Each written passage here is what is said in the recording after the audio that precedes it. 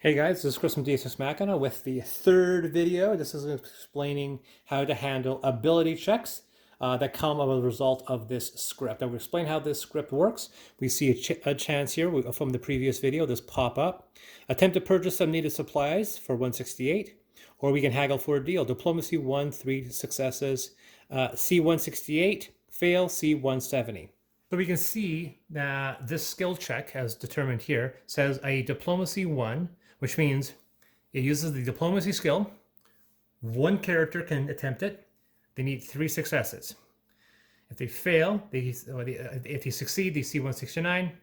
If they fail, they see 170. Now, it should be noted that I'm playing with 2 characters, and awareness and agility and might for Sato are their skills, so no one's skilled in diplomacy. They can still do this if they wish. It is a mental-based skill. So if Yoshi was to do this, he would have to grab 3 dice. If Elke was in the party, she has diplomacy. And not only that, her mental is 4, so she would roll 4 dice. So she's a lot better at diplomacy. But let's see about trying to do this skill check. Maybe Yoshi and Sato want to attempt to make this check. So how does the skill check work? That's going to refer to the ability dice. So diplomacy is a mental stat, so there's 3 dice, and he's not trained on that check. And he needs 3 successes. These are the dice. They are obviously, once again, a prototype. They probably won't be this big. And there are 5 tiers of dice, starting from left to right. Black, blue, red, yellow, and white.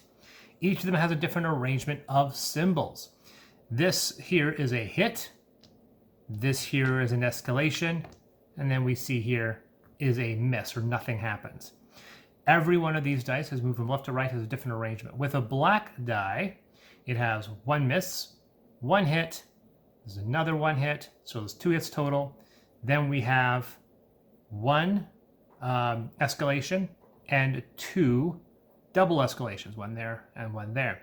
Now in combat, this is not a good die to roll because each one of these can generate enemy dice. Now we're in an ability check, so we have to ignore those results, but still this die only gives us 2 successes out of 6. Thankfully, you only roll these dice if you're weakened or suffering from an effect. By default, everyone rolls the blue dice. The blue dice still have a double escalation, although there's only 1. They have the 1 escalation, they have the miss, they have 2 hits, but now we have a double hit or a critical hit, which will occur 1 out of 6 times. So that one's a slightly better chances. When we move on to red, we lose the double escalation. It's not there anymore. There's still the miss, and now we have 2 double hits instead of 1. And we move to yellow, the escalations are gone entirely. You cannot escalate with the yellow dice, there's still a miss, and now we have a triple hit. Right, so now we have a triple hit, so this counts as 3 successes or 3 hits if you're inflicting damage. And finally, white has no miss at all. It has 2 triples, 2 doubles, and 2 singles. You literally cannot fail with this dice. You'll always have a success. Now, in the case of Yoshi, as we looked at the skill check, he gets to roll 3 dice. So he would roll 3 dice, not all 6. He has only to roll 3 dice. And because he's untrained, he gets to roll 3 blue dice. If he had diplomacy as a skill, he would be rolling the red dice. But because he's rolling these 3. Now, is he stuck with rolling that? No, he can actually alter these dice. And this is the same as combat, this is the same as defending, this is all basically the same. So we'll talk about how to do ability checks. So at the beginning of your turn, you would have drawn your hand of 4 cards. And how do we know it's 4 cards? Well, because his hand size is 4. Now show these cards off, and we see he has a move 5, attack 2, a jaw strike, and a light attack. Now, obviously, these cards aren't very useful in the when we're doing ability checks, but their powers are. And we can see 1 power, and a 2 power. So if Yoshi wants, he can spend any number of these to increase his tier. Because by default, as I stated, he is rolling 3 blue dice, and he wants to get 3 successes. Now, if we were to roll these on his own, well, that would actually work. Maybe we'll keep that roll. And the escalation gets to ignore because this is ability check. But maybe he wants to increase his odds. So maybe he'll say he'll give up these 2 cards, and that gives us a total of 2 power. For every 2 power, he basically gets 2 tokens. Now, in the case of doing ability check, you can actually almost disregard these, but he's going to spend these 2 tokens to increase. Every time you spend one of these light tokens, you are increasing your die by 1. So he's going to do it twice. So now he's rolling 2 reds and a blue. You have to convert an entire tier before you move up. So you couldn't turn 1 blue into a yellow, for example. And statistically, you would actually prefer, this is almost a strategy, it is statistically better for you to upgrade dice than to get 1 dice upgraded to the higher tier. Mathematically, it's actually better to upgrade as many dice as possible before you upgrade to the next tier. Now, he only has 2 cards, but don't worry, he gets a refill immediately afterward. So now he gets to roll these, reducing his chances on bad results while increasing the results of good results. So if you're to roll this, and look at that, we got 2 hits and 1, same as last time, effectively. So he got his 3 successes, which is good. So which means that even someone who's untrained can still do a skill check and potentially succeed. So to do that, he spent off his 2 cards. So that is there, and he gets to redraw back up to 2 cards. And there, that is his hand. So he gets to succeed, which is nice and dandy. And we get to see what the result was. Now we saw the result here. We got 3 successes. We see 169. So we are going to do that by looking at the book.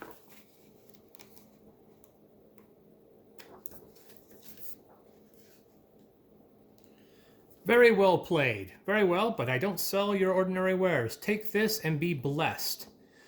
Right? So, we can spend 1 karma per character and gain support 13. So, we get to spend 1 karma. Now, we don't have any karma. Actually, we got karma for completing the skill check. So, Yoshi and everyone else would have gotten 1 karma. So now he gets to spend that karma, if he wishes, to gain, as indicated there, support 13. So, I'm going to grab the support cards. These are actually stacked in numerical order.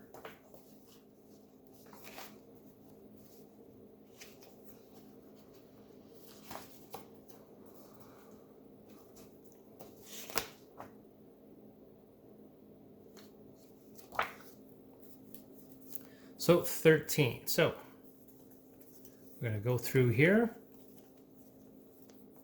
and we get to spend, and we get number 13. This is a bag of oddly useful items. So we get to place 6 power on this card. Instead of gaining power, a token can be removed, then roll a blue tier 1 die to determine what emerges from the bag. At the end of the battle or after being used, the item disintegrates. So if we roll double escalation, so we roll double escalation, we'll get a mending tonic. If it's just escalation, we'll get spirits.